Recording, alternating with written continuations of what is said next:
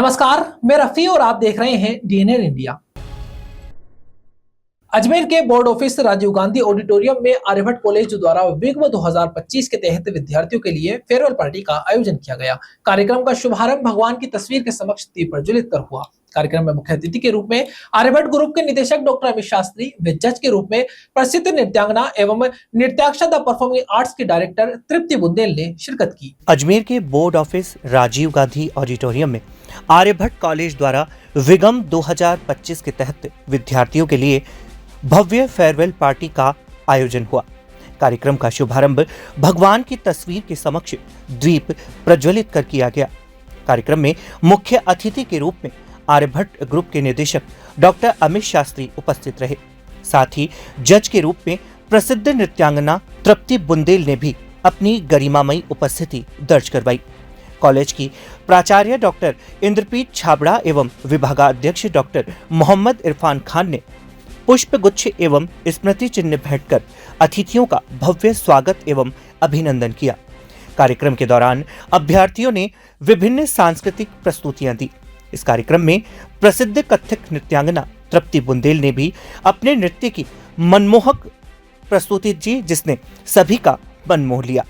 कार्यक्रम में कॉलेज के शिक्षकगण सहित अनेक विद्यार्थी उपस्थित रहे। आर्यभट्ट ग्रुप के निदेशक डॉक्टर अमित शास्त्री ने कार्यक्रम की जानकारी देते हुए कॉलेज से विदाई लेने वाले अभ्यर्थियों के उज्जवल भविष्य की मंगल कामना की।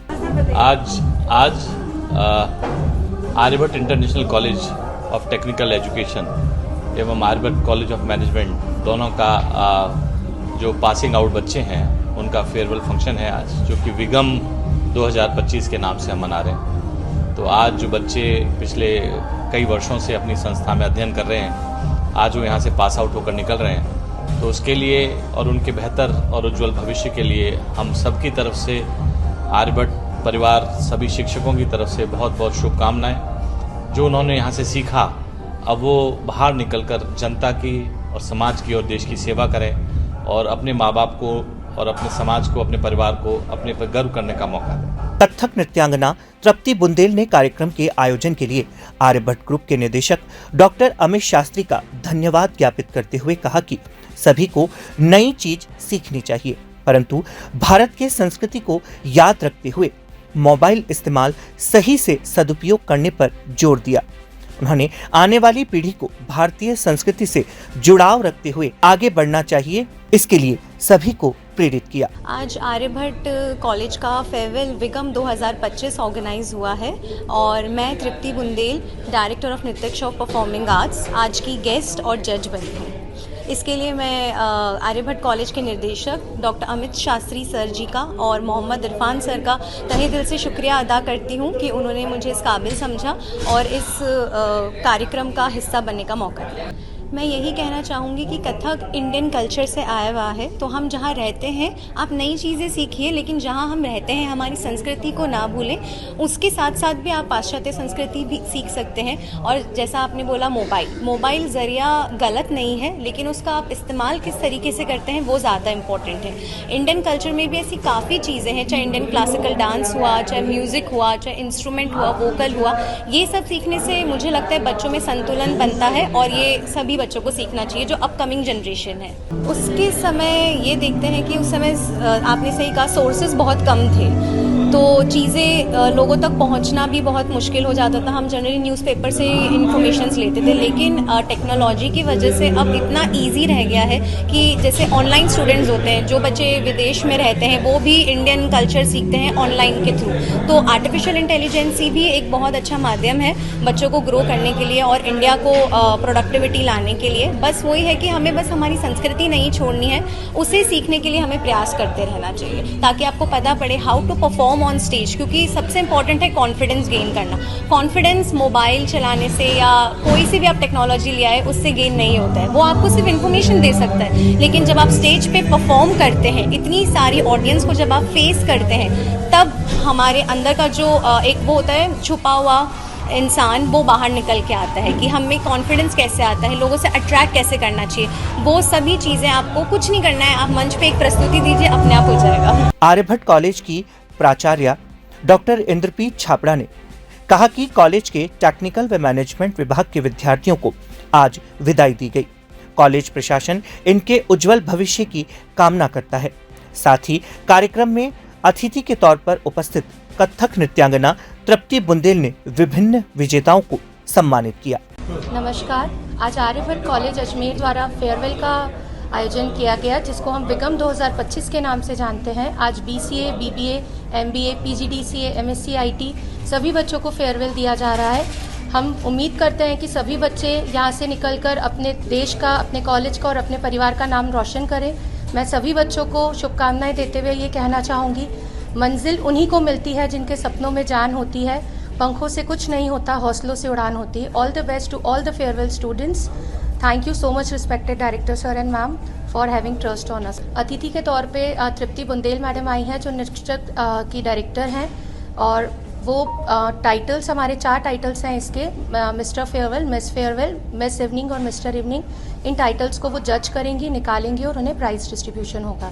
अजमेर स्मार्ट सिटी प्रोजेक्ट के 100 करोड़ के घोटाले के मामले में अजमेर युवा कांग्रेस द्वारा अजमेर बचाओ भ्रष्टाचारी भगाओ अभियान चलाया जा रहा है, जिसके तहत युवा कांग्रेस नेताओं ने रथ यात्रा निकाली। जहां रथ यात्रा राजकीय महाविद्यालय चौराहे से केसरगंज गोलचक्कर मुख्य बाजार से होते हुए पड़ाव होते हुए मदार गेट तक निकाली गई। इस यात्रा रूपी अभियान के तहत अजमेर युवा कांग्रेस ने पूरे अजमेर शहर के लोगों को जागरूक करने के लिए पेम्पलेट बांटे। अजमेर स्मार्ट सिटी प्रोजेक्ट के तहत 100 करोड़ के घोटाले के मामले में अजमेर युवा कांग्रेस द्वारा अजमेर बचाओ भ्रष्टाचार भगाओ अभियान चलाया जा रहा है, जिसके तहत युवा कांग्रेस नेताओं ने रथ यात्रा निकाली। जहां ये रथ यात्रा राजकीय महाविद्यालय चौराहा से केसरगंज गोल चक्कर मुख्य बाजार से होते हुए पड़ाव होते हुए मदार गेट तक निकाली गई। इस यात्रा रूपी अभियान अजमेर युवा कांग्रेस नेता पूरे अजमेर शहर के लोगों को जागरूक करने के लिए पेम्पलेट बांट रहे थे। युवा कांग्रेस नेताओं ने कहा कि ये पूरा मुद्दा अजमेर शहर का है, सभी को खुलकर सामने आना चाहिए। अजमेर शहर के प्रत्येक घर से यदि एक सदस्य आंदोलन में भाग लेता है तो मान लिया जाएगा कि आना सागर वापस जिंदा हो उठेगा। अजमेर युवा कांग्रेस ने सरकार से दोषियों के खिलाफ सख्त से सख्त कार्रवाई करने की मांग की है। वहीं चेतावनी देते हुए कहा कि यदि उनकी मांगे नहीं मानी जाएगी तो आने वाले दिनों में उग्र आंदोलन करेंगे। ये जो विगत कई दिनों से यूथ कांग्रेस ने ये मुद्दा उठा रखा है, स्मार्ट सिटी के नाम पर जो करोड़ों रुपए का भ्रष्टाचार अजमेर में हुआ है, उसको लेकर के एक बड़ा जन आंदोलन बनाने के लिए यूथ कांग्रेस तत्पर है। और इस उद्देश्य को ध्यान में रखते हुए हम लोग जगह जगह हर वार्डों में पैनल वितरित कर रहे हैं। हर घर से हम ये मांग करते हैं आप लोगों के माध्यम से कि ये अजमेर का मुद्दा है, अजमेर की जनता को इसके ऊपर खुल के साथ आना चाहिए। आप लोग अगर अपने घर से एक सदस्य को भेजेंगे तो ये मान लीजिए आना सागर वापस जिंदा हो उठेगा। अजमेर में स्मार्ट सिटी के नाम पर जो करोड़ों का घोटाला हुआ है, करोड़ रुपए की लागत से जो स्मार्ट सिटी 7 वंडर बना और भी 5 चीजें जो बनी, उनको सुप्रीम कोर्ट के आदेश से जो तोड़ा जा रहा है, उसको लेकर यूथ कांग्रेस ने एक जन जागरण अभियान चालू किया था। उसको लेकर युवा कांग्रेस लगातार धरने प्रदर्शन और विभिन्न धरने प्रदर्शनों के माध्यम से सरकार का, प्रशासन का ध्यान आकर्षित करने की कोशिश कर रही है। इसी क्रम में आज ये रथ यात्रा जो केसरगंज से यहाँ पे भी निकाली गई है। हमारा लगातार हम ये चाहते हैं कि जो जनता के 100 करोड़ रुपए गाड़ी कमाई है, वो जो भी जिम्मेदार जो अधिकारी है उनकी जेब से, उनकी सैलरी में से वसूल की जाए, उन अधिकारियों के नाम उजागर हो। ये हम लोग युवा कांग्रेस के सभी कार्यकर्ताओं की मांग है। और अगर इन पर कार्रवाई नहीं होती है, इनके नाम उजागर नहीं किए जाते हैं और इनकी सैलरी में पैसे नहीं काटे जाते, तो युवा कांग्रेस का जो प्रदर्शन है वह हमें निरंतर जारी रहेगा। विश्व हिंदू परिषद ने पश्चिम बंगाल में हिंदुओं पर हो रही हिंसा को लेकर अजमेर कलेक्ट्रेट पर प्रदर्शन किया और मुख्यमंत्री ममता बनर्जी की चुप्पी पर नाराजगी जताई। परिषद ने राज्य में राष्ट्रपति शासन लगाने की मांग की और राष्ट्रपति द्रौपदी मुर्मू को कलेक्टर के माध्यम से ज्ञापन भेजा। विश्व हिंदू परिषद ने पश्चिम बंगाल में हिंदुओं पर हो रही हिंसा को लेकर अजमेर कलेक्ट्रेट पर प्रदर्शन किया और मुख्यमंत्री ममता बनर्जी की चुप्पी पर नाराजगी जताई। परिषद ने राज्य में राष्ट्रपति शासन लगाने की मांग की है और राष्ट्रपति द्रौपदी मुर्मू को कलेक्टर के माध्यम से ज्ञापन भेजा गया। विहिप कार्यकर्ता कलेक्ट्रेट पर एकत्रित हुए और पश्चिम बंगाल सरकार के खिलाफ जमकर नारेबाजी की।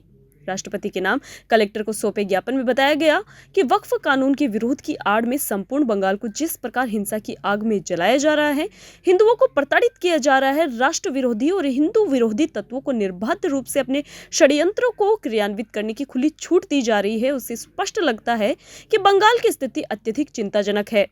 मुर्शिदाबाद से प्रारंभ हुई ये भीषण हिंसा अब संपूर्ण बंगाल में फैलती हुई दिखाई दे रही है।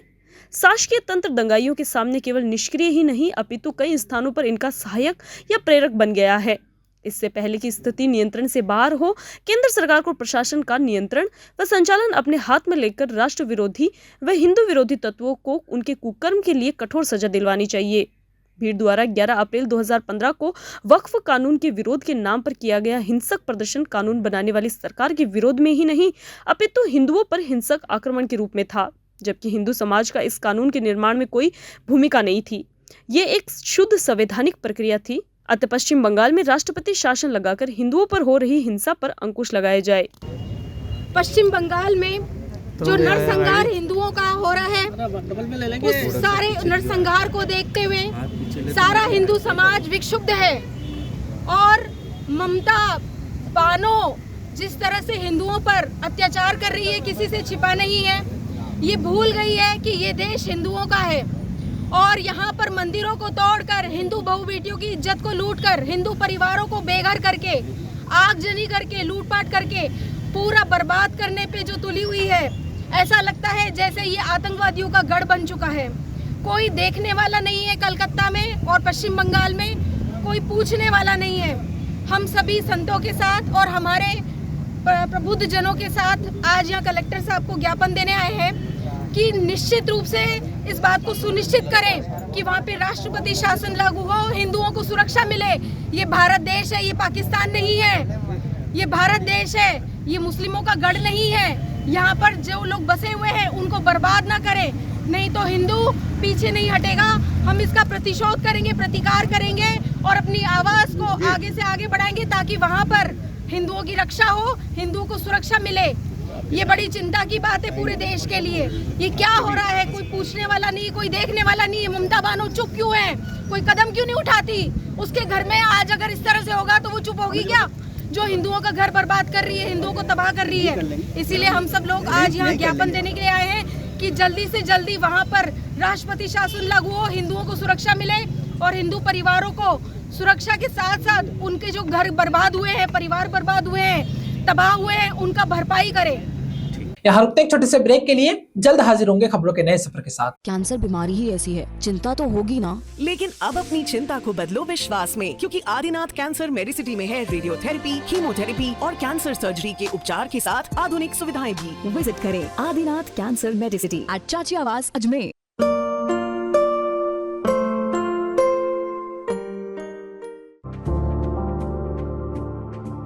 Excited? Holidays will be very boring for me.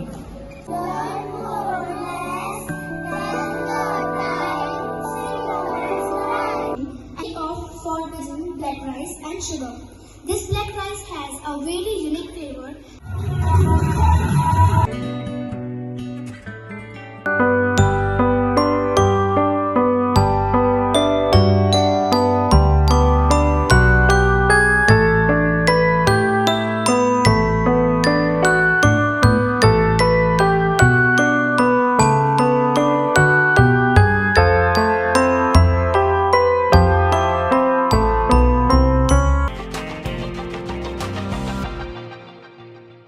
Ajmer दरगाह मंदिर मामले को लेकर शनिवार को सुनवाई टल गई। न्यायालय ने अगली सुनवाई की तारीख 31 मई दी है। वहीं पूर्व में सरकारी विभाग द्वारा दरगाह में चादर नहीं पेश की जाए, इसको लेकर वादी विष्णु गुप्ता ने एक स्थगन प्रार्थना पत्र प्रस्तुत किया था, जिस पर आज न्यायालय में अल्पसंख्यक मंत्रालय और एएसआई की ओर से जवाब प्रस्तुत किया गया, जिसमें एक प्रार्थना पत्र प्रतिवादी संख्या 2 और 3 के द्वारा प्रस्तुत किया गया। अजमेर दरगाह मंदिर मामले को लेकर शनिवार को सुनवाई टल गई।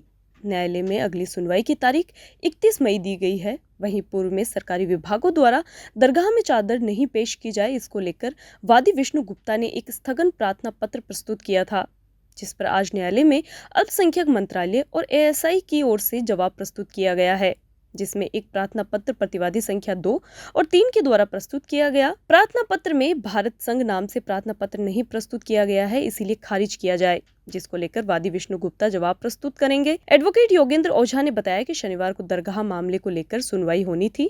प्रार्थना पत्र और जिला न्यायालय की नई बिल्डिंग का उद्घाटन के कारण व सुप्रीम कोर्ट के अधिवक्ता के नहीं आने के कारण और नए प्रार्थना पत्र प्रस्तुत करने के कारण जवाब के लिए सुनवाई को टाल दिया गया है।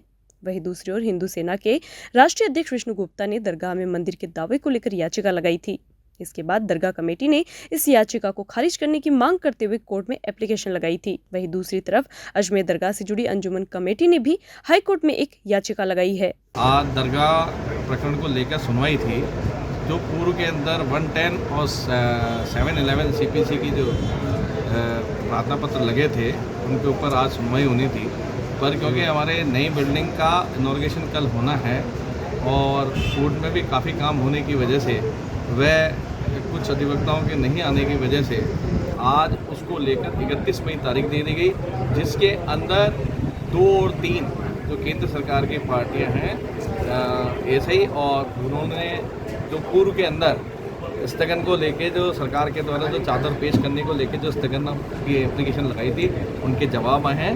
उनके जवाब के अंदर तुरंत फाइल को 31 मई आगामी तारीख दी गई है। दरगाह अंजुमन ने जो के अंदर जिस याचिका की आप बात कर रहे हो उसके अंदर उन्होंने जो अखबारों के थ्रू और आपके न्यूज़ चैनल के थ्रू हमें जानकारी मिली है कि इस चीज़ की लगाई है कि ये जो प्रकरण है उसे सिविल कोर्ट नहीं सुन सकता है, इसको लेकर लगाई है, पर अभी तक किसी प्रकार के नोटिस वादी को नहीं मिले हैं। इस कारण अभी तक इसके ऊपर किसी भी प्रकार की कोई ऐसी कार्रवाई नहीं हुई जिसकी वजह से यहाँ जो सिविल कोर्ट के अंदर जो कार्रवाई चल रही है उसके ऊपर किसी भी प्रकार का कोई स्थगन हो या अन्य किसी प्रकार के ड्रॉप करने की बात की गई हो उस प्रकार। श्री अजमेर व्यापारिक महासंघ की ओर से ट्रैफिक डिप्टी आयुष वशिष्ठ को अपनी विभिन्न समस्याओं से अवगत करवाते हुए ज्ञापन सौंपा गया। श्री अजमेर व्यापारिक महासंघ की ओर से ट्रैफिक डिप्टी आयुष वशिष्ठ को अपनी विभिन्न समस्याओं से अवगत करवाते हुए ज्ञापन सौंपा, जहां श्री अजमेर व्यापारिक महासंघ के अध्यक्ष महेंद्र बंसल के नेतृत्व में नाला बाजार के व्यापारियों ने ट्रैफिक डिप्टी आयुष वशिष्ठ को ज्ञापन सौंपा। अध्यक्ष महेंद्र बंसल ने बताया कि नाला बाजार में सभी व्यापारी ई रिक्शा चालकों से बेहद परेशान हैं। वहां पर ई रिक्शा की तादाद इतनी ज्यादा है कि जाम जैसी स्थितियां बन चुकी है। दोपहिया से परे व्यक्ति का पैदल चलना उस जगह पर दूभर हो चुका है। व्यापारी संघ यदि समझाइश करे तो व्यापारियों से लड़ाई झगड़ा करने लग जाते हैं। पूर्व में एक घटना भी घटित हुई थी जिसमें ई रिक्शा संचालक ने व्यापारी के साथ मारपीट की थी, जिसको लेकर थाने में FIR दर्ज करवाई गई है, जहां अब व्यापारियों द्वारा इस संबंध में आज ट्रैफिक डिप्टी को ज्ञापन सौंपा गया है। वहीं दूसरी ओर ट्रैफिक डिप्टी आयुष वशिष्ठ ने कहा कि व्यापारियों ने अपनी विभिन्न मांगों से अवगत करवाया है। ट्रैफिक पॉइंट बनाने के साथ ही विभिन्न समस्याएं सामने रखी, जिसको देखते हुए स्थिति की जांच पड़ताल कर सभी की सुविधा अनुरूप कार्य किया जाएगा। वहीं दूसरी ओर श्री अजमेर व्यापारिक महासंघ ने ट्रैफिक डिप्टी द्वारा दिए गए आश्वासन का धन्यवाद दिया। इनकी समस्या थी, एक तो ई रिक्शा कई अवैध चल रहे हैं उसके लिए इन्होंने ज्ञापन दिया है, दूसरा कुछ जगह पे ट्रैफिक पॉइंट बनाने के लिए इन्होंने मांग की है, उसकी स्थिति का एनालिसिस किया जाएगा और जहां पे आवश्यकता है वहां पे हम ट्रैफिक पॉइंट बनाएंगे। और ई रिक्शा के विरुद्ध हम वैसे भी अभियान चला रहे हैं जिसमें जो भी अवैध रूप से चल रहे हैं उनके खिलाफ निरंतर कार्रवाई की जा रही है और आगे भी की जाएगी। किन्होंने दिया सर? ये व्यापारिक संघ ने दिया है, इनके जो अध्यक्ष है महेंद्र बंसल जी है, उन्होंने स्वयं आके ये ज्ञापन दिया। आज हमने ट्रैफिक डिप्टी साहब है आयुष वशिष्ठ जी को एक ज्ञापन दिया है व्यापारियों की समस्या के निवारण हेतु। श्री अजमेर व्यापार महासंघ का एक हमारा प्रतिनिधि मंडल आया, क्योंकि एक तो नाला बाजार में ई रिक्शा वालों से हमारे व्यापारी नाला बाजार के बहुत परेशान हैं।